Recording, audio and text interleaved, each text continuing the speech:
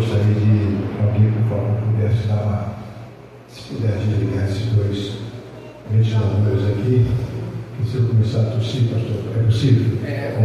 Obrigado. É isso que dá convidar pastor velho, né, para falar. Tem essas complicações. Falar em velho, Beto, né? Estamos juntos, não estamos? Eu conheço esse rapaz que estava regendo aqui, desde solteiro, né? Desde 16, 17 anos, quando residia lá no bairro de Belfor Roxo. E eu frequentava a primeira igreja batista de Belfor Roxo. Ele ainda não frequentava a mesma igreja, né? E a gente jogava bola no campo lá no colégio lá, Floripes Rocha, de Belfor Roxo. E chegando aqui, né, reencontrá-lo foi um presente muito bom. Saber que estamos no mesmo caminho, né?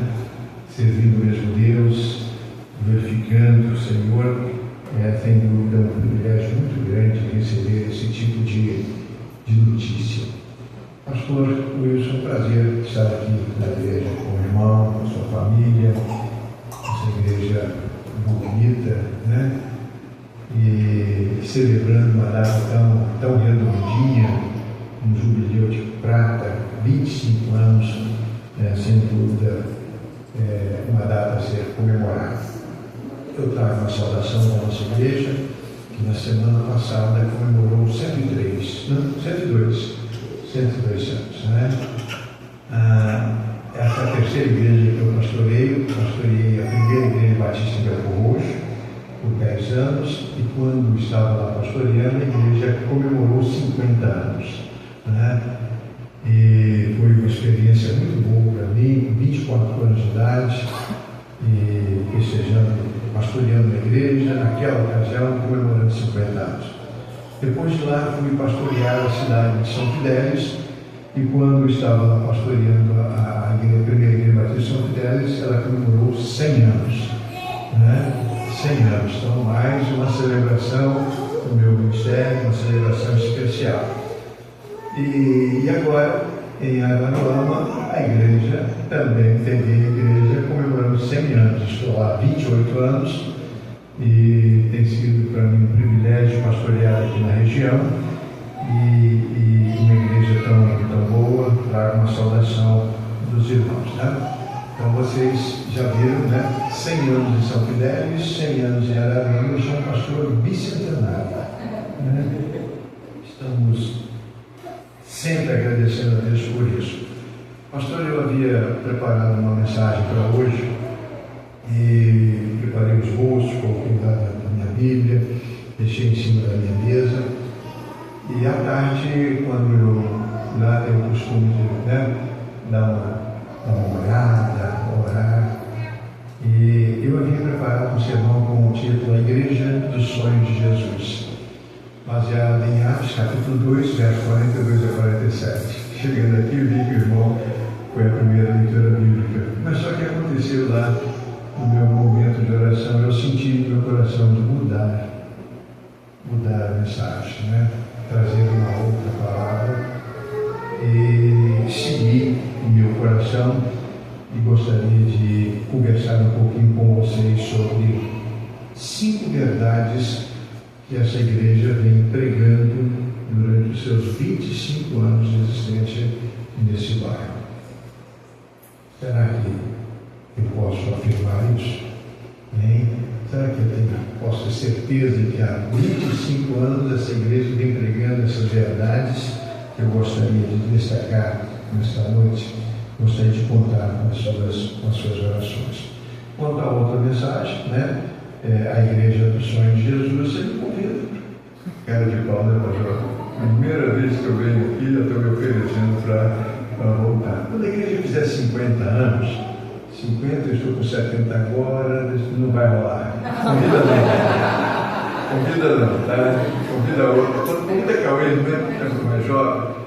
E quando o irmão o grupo estava cantando e ele disse que esteve cantando aqui no 23º aniversário. Eu pensei, pode ser, quem sabe, né? Eu vou falar para ele que eu tinha um sermão que eu preparei para hoje e não preguei. Quem sabe ele me convida daqui 1 ano, 2 anos, não sei. Vamos orar por isso. Amados, a palavra de Deus ela é muito clara, muito objetiva e nós precisamos abrir o nosso coração aquilo que Deus tem a nos dizer. E eu creio que Deus tem algo a nos dizer nesta noite. A mensagem que trago, que Deus colocou no meu coração, é uma mensagem para aqueles crentes, verdadeiramente crentes, fiéis, para que se alegrem pela fé, pela salvação que tem em Cristo Jesus. Mas também é uma mensagem para aquele crente duvidoso, aquele crente que não tem muita segurança da vida eterna e que tem deixado a desejar, não tem crescido na vida cristã, espiritualmente, e por isso tem sofrido algumas derrotas. Então, essa mensagem também tem como objetivo alcançar essas pessoas, mas também tem como objetivo alcançar aquelas pessoas que ainda não têm fé em Cristo Jesus. Por alguma razão, quem sabe já frequenta essa igreja há alguns anos, vem ouvindo essas verdades, mas ainda o Espírito Santo ainda não despertou em você a fé, a verdadeira fé, para crer em Cristo, entregar a sua vida a Jesus. E eu gostaria que você abrisse o seu coração também para aquilo que Deus tem a nos dizer. Tá? Eu leio a palavra de Deus lá no Evangelho de Jesus, escrito por Mateus, capítulo 25, versos 31 a 34. Diz assim, vou ler para a gente ganhar tempo, eu vou ler na Bíblia da linguagem de hoje. E quando o Filho do Homem vier em sua glória e todos os santos anjos com ele, então se assentará no trono da sua glória. E todas as nações serão reunidas diante dele, apartará uns dos outros, como o pastor aparta dos bodes as ovelhas. E porá as ovelhas à sua direita, mas os bodes à esquerda. Então dirá o rei aos que estiverem à sua direita: vinde benditos do meu Pai, possui por herança o reino que vos está preparado desde a fundação do mundo. O versículo 41 diz assim: então dirá também aos que estiverem à sua esquerda: apartai-vos de mim, malditos, para o fogo eterno, preparado para o diabo e seus anjos. E no versículo 46 diz assim: e irão estes para o tormento eterno, mas os justos para a vida eterna. Irmãos, a melhor coisa que aconteceu na minha vida foi receber Jesus Cristo como meu Salvador, entregar a Ele a minha vida. Aconteceu num momento de crise espiritual, uma crise muito grande. Morava no bairro em que o Beto morava. Eu morava na rua Itaiara, esquina com Florido Rocha. Morava ali e trabalhava numa loja de material de construção na rua ali em frente, a rua principal. E eu convivi então com a experiência. Eu fui batizado aos 12 anos de idade, lá em Colatina do Espírito Santo. Eu sou do Espírito Santo, lá de Colatina, e fui batizado na primeira igreja batista em Colatina aos 12 anos de idade. Mas a minha família se transferiu para a Baixada Fluminense, e lá, adolescente, criado sem pai, fui para a rua e vender picolé em São João do Meriti, Pavuna, e cresci desse jeito. E não fui exemplo para ninguém, pastor, no meu período de adolescente, de juventude, até os 18 anos de idade. Lamentavelmente, até os 17 anos, eu não fui exemplo para ninguém. Então, eu experimentei na minha vida religiosa, na minha vida de crente, a momentos de altos e baixos, e por isso eu creio que precisamos refletir sobre este assunto. De vez em quando, Deus precisa, né, ser consultado e buscado com intensidade. Estou lendo agora um livro de A.W. Tozer, né? A Vida Crucificada. Não sei se o irmão conhece esse livro, foi uma bênção, né? Falar em livro que abençoa as pessoas, eu li o livro Jonas e abençoou muito. Parabéns, pastor, pela obra. E acabei de ler Boaz, também abençoou muito a minha vida. Está escrevendo outro, né? Está escrevendo já? Espero que sim, porque não sei se a igreja, né, conhece, com certeza conhece esse lado de escritor, do seu pastor. Ele abençoou muito a minha vida, esses 2 últimos livros que li, escritos por ele. E eu gostaria então de compartilhar um pouco sobre essa experiência dessa vida crucificada, dessa necessidade de nós buscarmos um renovo, um crescimento, um despertamento, porque foi essa a minha experiência. O Senhor Jesus, lá no Evangelho de João, capítulo 8, verso 32, diz: conhecereis a verdade, e o que mais? E a verdade vos libertará. Então nós sabemos que a verdade que Jesus estava falando era a respeito dele mesmo. Ele é o caminho, a verdade e a vida. E quem conhece a Cristo, quem conhece essa verdade, quem se encontra com essa verdade, é liberto completamente por ela, se torna uma nova criatura. Então Jesus Cristo é, sem dúvida, a verdade que liberta.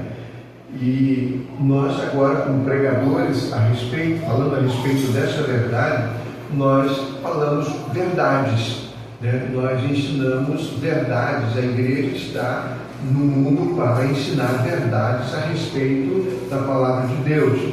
Sabemos que Jesus é a verdade absoluta, né? Mas para falar a respeito desta verdade, nós precisamos ensinar a respeito de outras verdades que libertam, que nos ajudam a caminhar na presença do Senhor. Nesse texto, por exemplo, que eu li lá no Evangelho de Mateus, nós aprendemos ali algumas verdades. Eu elenquei 5 verdades que esta igreja, tenho certeza absoluta, vem ensinando durante esses 25 anos. Né? Não importa qual pastor que passou por aqui, se for um jovem, um adolescente, um embaixador do rei, um pastor do Wilson, outro pastor, uma irmã, não importa. Eu tenho certeza que essas verdades foram destacadas aqui. Tá? Vamos ver algumas. A primeira delas é a seguinte: nem todos se salvarão.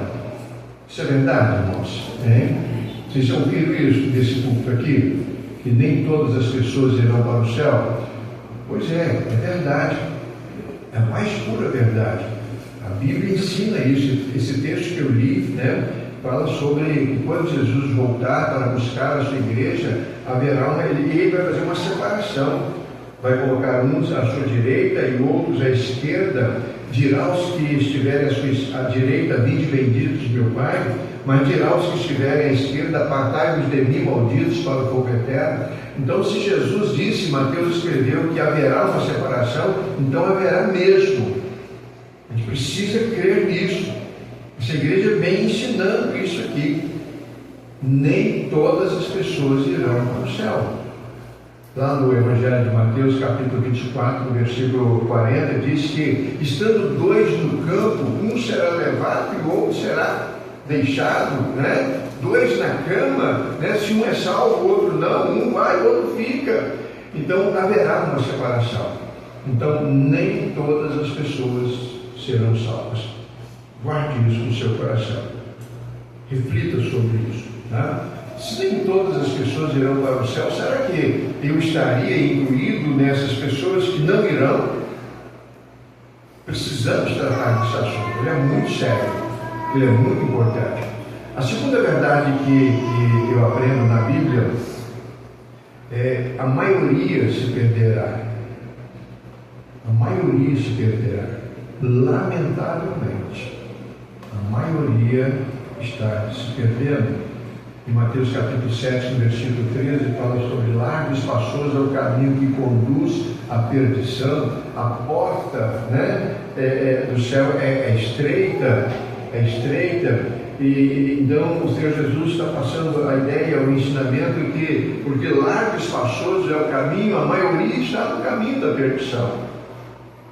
Lá em Gênesis capítulo 6, nós vemos lá no versículo 12, que o mundo havia sido contaminado completamente, o pecado havia dominado, né, o gênero humano, a tal ponto que Deus desejou não ter criado o homem. Então lá a maioria estava na perdição, dominada já pelo pecado, contaminada pelo vírus do pecado, se perdendo definitivamente. Então a maioria se perderá. E imagino, a Bíblia está dizendo, mas vamos partir para a realidade. Agora, por exemplo, estou falando aqui para esse auditório, né? E tanta gente aqui adorando o Senhor. Estou pensando, pastor Clemilson está me substituindo hoje lá no nosso templo lá, que cabe 950 pessoas, devem ter lá muita gente adorando. Eu creio que agora milhares de templos estão reunidos no Brasil, não estão? Templos evangélicos, milhares por esse Brasil afora, lotados de pessoas adorando o Senhor. Mas eu pergunto a você, dá para comparar com aquela outra multidão que está lotando os maracanãs, as boates, os cinemas, que estão em casa assistindo televisão? Não dá para comparar. Não dá para comparar. Tá? Então a maioria está na contramão de Deus. A maioria está na contramão de Deus. A maioria, lamentavelmente, está contrariando o Senhor. Quando Jesus disse que a porta do céu é estreita, estes dias, pastor Pereira, observam lá, a porta é estreita, mas no momento ela está escancarada. Não é verdade, irmãos? A porta é estreita, mas ela está aberta lado a lado, convidando as pessoas para que venham, para que se convertam. A salvação para todos que crerem. Isso é maravilhoso. Então, a primeira verdade é que nem todos serão salvos. A segunda verdade é que a maioria se perderá. A terceira verdade que eu gostaria de destacar nesta noite é que existem muitas pessoas enganadas a respeito da sua própria salvação. Existem muitas pessoas enganadas a respeito disso. Tá? E isso é lamentável. Mateus escreveu palavras de Jesus, capítulo 7, versos 22 e 23, quando ele fala sobre esta separação, essa condenação. Muitos dirão, mas Senhor, nós profetizamos, nós expulsamos demônios em teu nome, nós fizemos isso, nós fizemos aquilo. Apartai-vos de mim, não vos conheço. Não vos conheço. Então, pessoas trabalhando, pessoas falando de Jesus anunciando, né? E membros das igrejas, lamentavelmente, enganadas a respeito da sua salvação.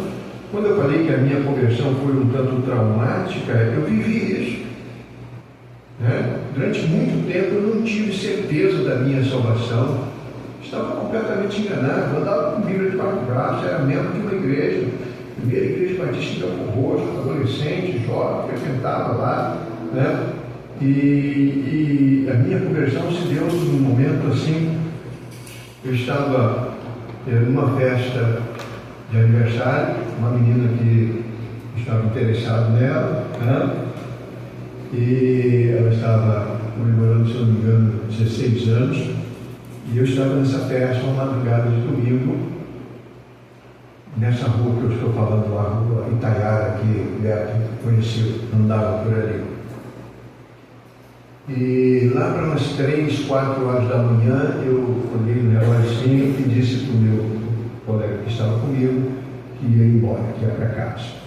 Eu disse, mas agora a festa está boa, agora que, né, a madrugada, aí muita bebida, e eu disse para ele, não, eu vou embora, preciso ir embora. Mas por que você vai embora agora? Eu disse, não, eu vou embora porque eu vou à escola dominical. Eu tenho o costume de ir à escola dominical, eu começo às 9 horas, lá na casa da igreja, e eu preciso estar lá. Ele disse, então espera aí que eu vou te levar em casa. Poxa, você vai me levar em casa porque eu não sou nenhuma moça para você levar em casa, desculpa das moças aí, por preconceito, né? Eu não sou nenhuma moça para você levar em casa, eu vou te levar em casa porque você está bêbado. Pastor, quando ele falou, você está bêbado, como se tivesse enfiado um pinhão no meu peito. Eu bêbado? falando que estou indo para casa para dormir um pouquinho, para ir para a escola bíblica dominical, membro batizado, membro de uma igreja, andando com Bíblia debaixo do braço, eu estou bêbado, porque eu nunca admitia isso, sabe? Que eu estava dominado, eu não valia nada, eu estava totalmente equivocado, eu não dava o braço a torcer. E quando ele disse que ia me levar em casa porque eu estava bêbado, eu fiquei desconcertado, fiquei envergonhado diante dele. Conversei, fiquei lá mais um pouquinho, quando ele virou para lá, eu caí fora e fui para casa, e no caminho eu ia pensando, meu Deus, o que eu vou fazer na minha vida? O que vai ser de mim? Que vergonha! Estou indo para casa e nós, minha família, eu e meus filhos, éramos 5 irmãos, minha mãe, a gente morava numa casa muito pequenininha e só tinha um quarto. E a minha mãe dormia no quarto com as minhas 2 irmãs, e eu e o meu irmão mais velho, o irmão caçula, dormíamos na sala. E era o que dava. E rolava lá 2 colchonetes e tinha um sofá. E a gente tinha um acordo, quem chegasse por último dormia no sofá. Sabe por quê? Porque eu não estava dormindo no sofá cheio de buraco. Era um buraco ali, um buraco ali, tinha correia, tinha um negócio assim, sentava de um lado, afundava, sentava. Então ninguém queria aquele maldito sofá, mas só sobrava para mim. Só eu chegava de lado em casa.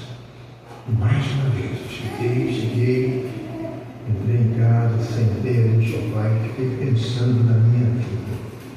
O que vai acontecer comigo? Eu não posso continuar desse jeito.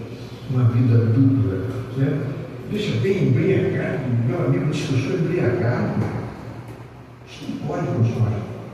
Eu vou fazer o seguinte, hoje ainda, quando eu for à igreja, eu vou procurar o pastor da igreja e vou pedir minha exclusão. Eu vou pedir meu desligamento. Eu não posso envergonhar a igreja, eu não posso envergonhar o evangelho desse jeito. Não posso. E naquele momento de desespero, e tomei essa decisão e disse o seguinte para Deus: Senhor, eu estou cansado de prometer ao Senhor que eu vou mudar de vida, mas eu não tenho palavra. Eu não consigo cumprir os meus votos, eu estou cansado.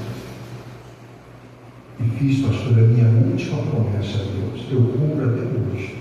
Senhor, nunca mais eu te prometo nada. Essa foi a minha última promessa. Nunca mais eu te prometo nada. Eu não tenho palavra diante do Senhor. Agora, Senhor, se com o meu nome lá, eu ando aprontando do jeito que estou aprontando, eu vou me cortar, eu vou cair na cara, eu vou perder por completo. Senhor, eu creio que Jesus Cristo, teu Filho, morreu pelos meus pecados. Eu conheço a tua palavra, eu estudo a tua palavra. Desde 12 anos eu sou membro de igreja, participando de classinha de crianças. Então eu conheço a tua palavra. Então eu sei que o teu Filho Jesus morreu e ressuscitou pelos meus pecados. Senhor, tenha misericórdia de mim. Tenha misericórdia de mim. Irmãos, eu repeti isso não sei quantas vezes. Tenha misericórdia de mim. Nunca mais prometi nada a Deus. Sabe o que aconteceu, irmãos? Uma paz que dava para segurar, pastor. Uma paz veio e entrou, tomou conta do meu ser, do meu corpo. Não sei o que aconteceu. Eu não ouvi nenhuma voz, eu não vi nenhuma luz, não senti nenhum arrepio, só uma paz. Deitei e dormi. Acordei com meus irmãos se movimentando, se arrumando para ir para a igreja. Me arrumei também e fui para a igreja decidido pedir o meu afastamento da igreja. E fui caminhando.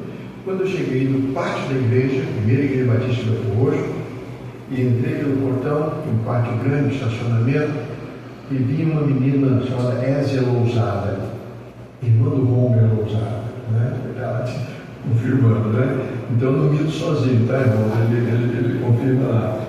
Então, a irmã, quando ela me viu entrando, ela disse: Assis, que bom que você chegou. Eu disse: Ela disse: nós estávamos, a sala dos jovens, nós estamos lá ensaiando uma festa sobre o filho pródigo para apresentar hoje à noite no culto sobre o filho pródigo. E o meu irmão, o Homer, que ia fazer o papel do pai do filho pródigo, não pôde vir, porque está de escala, não pôde vir. Você pode representar o pai do filho pródigo? Eu disse: posso. Aí ela virou: pessoal, o elenco está completo, e entrou. Eu disse: meu Deus, o que eu fiz? Eu estou vindo para pedir exclusão, porque essa é a minha decisão. Eu estou vindo para pedir exclusão e agora acabo de aceitar participar de uma peça teatral, falar em público. Não. Aí depois, não. Aí eu lembrei da paz. Lembrei daquela paz de poucas horas antes. Eu pensei: não sei o que está acontecendo. Então, irmãos, eu participei da peça. Eu tinha 17 anos de idade quando isso aconteceu. Com 24 anos eu fui ser pastor da igreja e queria pedir exclusão. Pela graça de Deus, pela misericórdia de Deus. Nunca prometi mais nada ao Senhor. Vivo um dia de cada vez e vivo pela graça, pela misericórdia do Senhor. Só Ele para sustentar. Só Ele. Então houve um tempo que eu não tinha certeza da minha salvação. Houve um tempo que eu estava nessa categoria. Muitos estão enganados a respeito da sua salvação. Existem algumas pessoas que acreditam que a salvação é através das boas obras. Né? A gente conhece um bocado de gente assim. É como se a vida fosse uma balança com dois pratos, né? Então Deus coloca num prato as boas obras, no outro prato Ele coloca as más obras. Quando eu morrer, se o prato das boas obras pesar mais, saldo positivo. Então eu vou para o céu. Isso não vale. Diante de Deus não vale, porque as nossas melhores obras, nossas melhores intenções para Deus são como trapos de imundícia. O profeta diz isso, não é verdade? Então não há possibilidade de ser salvo das boas obras. Ninguém tem condições, teria condições de ser salvo pelas obras. Outros confiam na religião. Eu nasci numa boa religião, fui criado na boa religião, né? E sei tudo da minha religião e a tradição dos meus pais. Se você vai morrer e for para o inferno, por tradição você vai também atrás dele. Então isso precisa ser revisto. Outros confiam, né, no batismo. Eu fui batizado na igreja bíblica. Eu fui batizado na igreja bíblica com 12 anos de idade. Mas com 17 anos estava embriagado numa festa, numa madrugada de domingo. Com medo de morrer, morria de medo. Sabe? Então, nós precisamos pensar nisso. Existem pessoas que cada um acredita numa coisa. Cada um acredita numa coisa. Uma avó lá da nossa igreja pediu se eu podia atender um neto militar do exército. Ele tentou suicídio, ficou 18 dias em coma. 18 dias em coma. Não morreu, não conhecia. E depois ele saiu do coma, se restabeleceu. Fui passar um dia na casa da avó, que mora em Ararama, e ela perguntou se eu poderia atender o lugar dele que eu estava. Marquei no sábado de manhã, era o único dia que eu podia, para conversar com ele. E conversando, e muito sarcástico, assim, um sorriso, um zombeteiro, sabe? E na condição dele, não tinha condições de estar daquele jeito, mas estava se comportando de uma maneira muito, muito ruim. E eu ali, né, conversando, levando a sério a nossa conversa, e teve um momento que ele falou para mim: pastor, vocês falam sobre céu, sobre inferno, e tem gente que diz que quando esteve em coma, chegou lá, viu uma luz, viu isso, viu aquilo. Pastor, não vi nada. Não vi nada. Não vi Deus, não vi o diabo, não vi luz, não vi céu, não vi inferno. Eu virei para ele, perdi a paciência com ele. Eu falei: você não viu porque você não chegou lá. Porque se você tivesse chegado, esse sorriso teria sido arrancado da sua cara. Você não viu porque você não chegou lá. Deus teve misericórdia de você, camarada. Não é verdade, irmãos? E ali, contando marca comigo, então as pessoas estão vivendo assim, como não levam Deus a sério, como se não fossem prestar contas. Tá? Isso é lamentável. Então, nem todos se salvarão, a maioria está enganada e muitos estão enganados a respeito da salvação. Quarta verdade: não haverá possibilidade de mudança de vida depois da morte. Você prega isso aqui, pastor? Com certeza eu prego. Qualquer outra pessoa daí no auditório que tenha a oportunidade de falar de Jesus vai falar sobre isso. Depois que morrer fisicamente, não haverá mais chance. É a mais pura verdade. Isso é bíblico, isso está na palavra de Deus. Tem gente que, não, depois que eu morrer, eu vou viver diante de Deus, aí vai ser. Não, não é não. É aqui neste mundo que se decide a eternidade. No final das contas, Jesus vai perdoar todo mundo. Não. Jesus disse que não vai. Jesus disse que não vai perdoar todo mundo. Somente aqueles que crerem, se converterem, se arrependerem dos seus pecados e crerem na ressurreição dele. Tem gente que crê na doutrina, por exemplo, da reencarnação. Não, eu aprendi, eu sou de uma religião muito culta, inclusive, a gente lê muito, é só papo cabeça, e eu creio na reencarnação, né? Então a gente morre, depois a gente volta numa outra vida, e a gente vai crescendo até alcançar um estado de espírito perfeito. Isso é antibíblico e diabólico, irmãos. A pessoa mais interessada que você acredite nisso é o diabo. Enquanto você acreditar nessa balela, você não se conserta com Deus. Deixa para a próxima reencarnação. Isso é lamentável. O Sylvester Stallone, eu estava vendo o testemunho dele, o Rambo, ele disse que há 7 reencarnações atrás ele era uma mula e morava na Guatemala. Já foi mula. Acredita nisso, irmãos? Já foi mula. Então as pessoas acreditam nisso e defendem as suas doutrinas. Reencarnação. Uma outra doutrina muito conhecida e muito difundida, inclusive os católicos, creem nela, é a doutrina do purgatório. Não, a gente morre e depois, a família vai acender vela, vai rezar a missa, como presente, 7 dias, mês, ano. Eu estava lá em Assunção, parei numa banca de jornal e vi lá um jornal convidando pessoas para as missas, missa de 50 anos. A família está orando há 50 anos pela alma, tem intenção da alma de um familiar que morreu há 50 anos atrás. É por isso que acende uma vela quando há um acidente, uma pessoa morre, vai lá, acende uma vela para aquela vela iluminar o caminho daquela alma para o céu. Você já pensou você depender de alguém acender uma vela para a sua alma? Pelo amor de Deus. E se estiver ventando muito aqui na nossa região, ela não fica acesa não. Hein? Pensa nisso, isso é sério. A doutrina do purgatório, irmãos, ela foi sancionada pela Igreja Católica no ano 503. Quer dizer, durante 5 séculos, nem eles acreditavam na doutrina do purgatório. 5 séculos, eles não acreditavam. No ano 503 a lei foi votada e sancionada.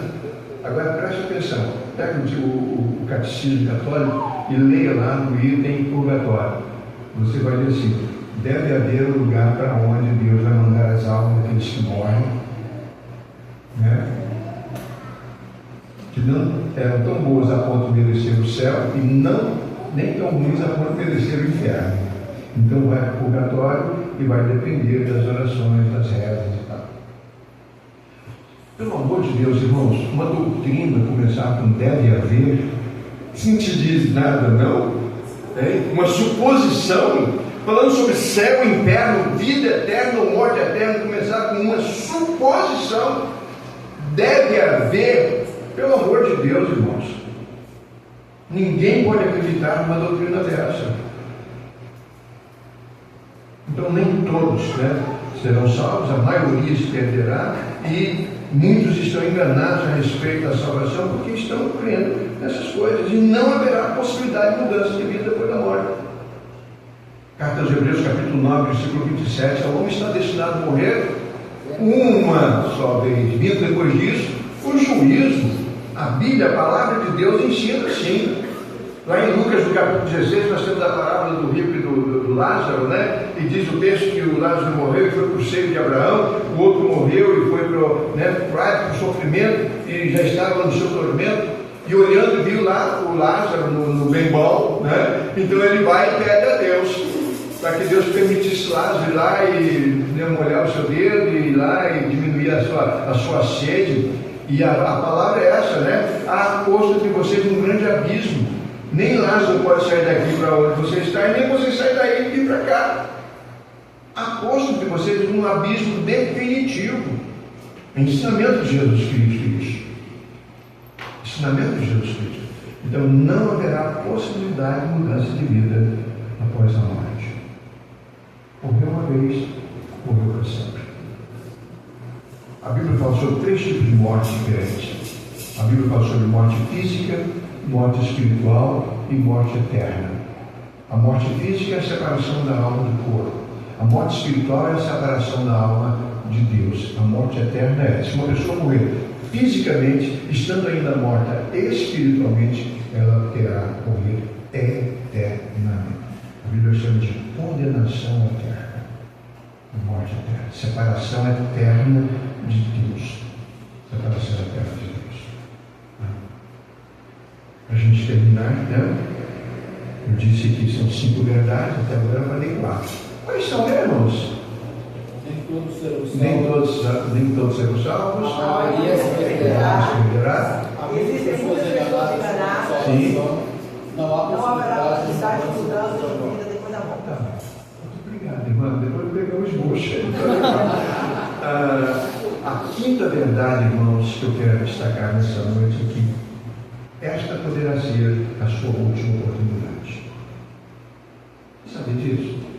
Esse culto, o 25º aniversário desta igreja, poderá ser a sua última oportunidade. Poxa vida, pastor, mas eu vim aqui para ouvir isso. Eu vim aqui para ouvir o grupo cantar, essa igreja cantar, esse pastor bonito pregando aqui, falando aqui para a gente. Eu não vim aqui para ouvir essas coisas. Eu saí de casa hoje animado para depois ir para o jantar, mas eu não quero ouvir essas coisas. Eu gostaria que você soubesse, é melhor você ouvir isso hoje, aqui, do que ouvir naquele dia: o apartai-vos de mim, malditos, para o fogo eterno preparado para o diabo e seus anjos. É melhor você ouvir isso hoje aqui e tomar uma decisão. Pense nisso. Reflita sobre isso. Mas por que eu posso afirmar que este encontro poderia ser a sua última oportunidade? Por 3 razões. A primeira é porque Cristo está voltando. Você sabia disso? Eu não tenho dúvidas a respeito desse assunto. A maior parte dos sinais que Jesus disse que estariam acontecendo, anunciando a brevidade da sua volta, estão acontecendo. Não estão, pastor? Os sinais estão ali. É só pegar a Bíblia e ler.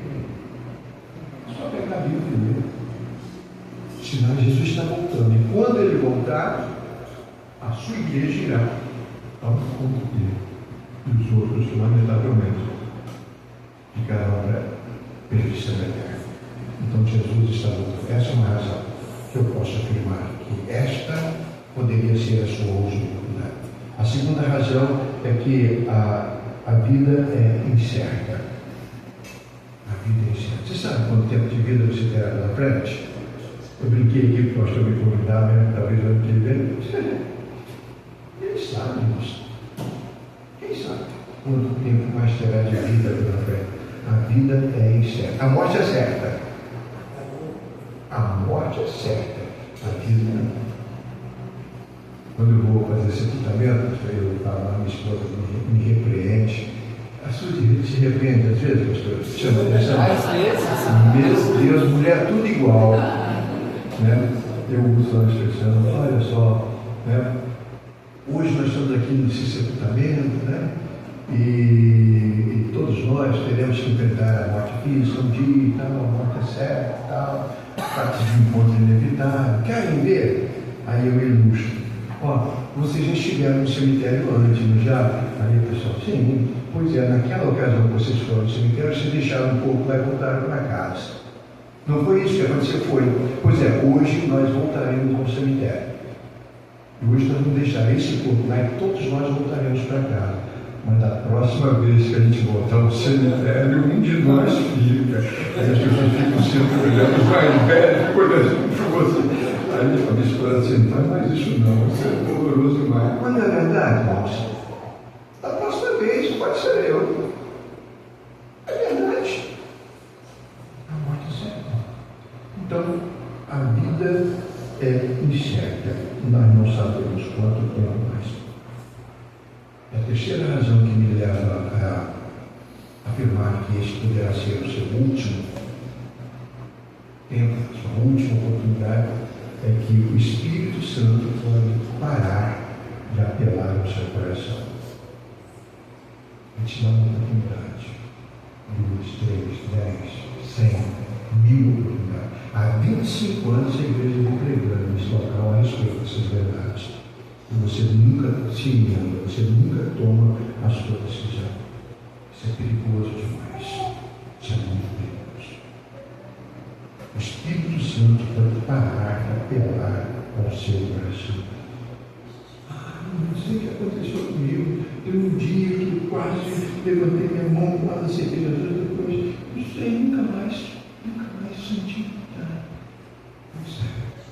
Hebreus capítulo 3, verso 15. Se hoje ouvirdes a minha voz, não endureçais os vossos corações.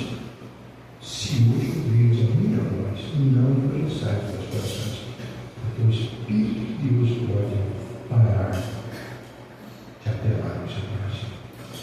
Eu estava despedindo da congregação ali lá em São Fidélis, e um rapaz passou por mim, pastor, quase que eu aceitei Jesus hoje. Você, rapaz, mas o que aconteceu? Quase. Eu disse, eu esperei o toque. Eu disse, toque? Eu esperei o toque. Mas que toque, cara? Não, eu disse, não, meu amigo. Não, Deus não toca mais não, cara. Quem toca agora somos nós. Nós é que tocamos o coração de Deus através do nosso arrependimento sincero e clamamos por misericórdia. Deus estava pregando e aquelas pessoas ficaram compungidas em seus corações. O que nós vamos fazer? Reconhecemos que nós matamos o Cristo. O que nós vamos fazer? Arrependam-se para que chegue a vocês o tempo do refrigério. Agora quem toca somos nós. Pelo amor de Deus, irmãos, vocês querem mais toque do que Deus já deu? Deus cometeu o absurdo de enviar o Filho dele para vir a este mundo e morrer numa cruz em seu lugar. Você quer um toque maior do que esse? Você quer algo maior do que isso? Não existe. Ele já fez tudo o que poderia ter sido feito. Agora é com você. A decisão é sua. E eu gostaria que você refletisse. Nem todos se salvarão, a maioria se perderá. Você poderia estar incluído na maioria, pense nisso. Não haverá possibilidade. Muitos são enganados a respeito da sua salvação. Depois da morte não haverá mais oportunidade. E isso poderá ser o seu último fruto, sua última oportunidade. Você está profetizando alguma coisa da minha vida? Não, Senhor. Quem sou eu, poderoso? Eu estou dizendo para você, Deus tem um plano para você. E se você agora não está pensando, então o que eu devo fazer? A palavra de Deus responde. Na carta de Paulo aos Romanos, no capítulo 9, capítulo 10, verso 9, diz, sabe, se com a boca confessares a Jesus como Senhor e no seu coração você crê que Ele ressuscitou entre os mortos, você será salvo. Você será salvo. É a palavra de Deus que diz isso. Então você precisa confessar com seus lábios, crer no seu coração. E confessar, convidar Jesus para entrar na sua vida. Se você continuar essa leitura, você vai chegar no versículo 13 e diz assim: e todo aquele que invocar o nome do Senhor será salvo. Todo aquele que invocar é a mensagem do Senhor para nós nesta noite. Verdades bíblicas não são minhas, são verdades que estão sendo pregadas por essa igreja há 25 anos. Você deve refletir sobre elas e tomar uma decisão importante. Se você é crente de verdade, alegre-se diante do Senhor, glorifique o Senhor. Se você não tem certeza, clame com misericórdia.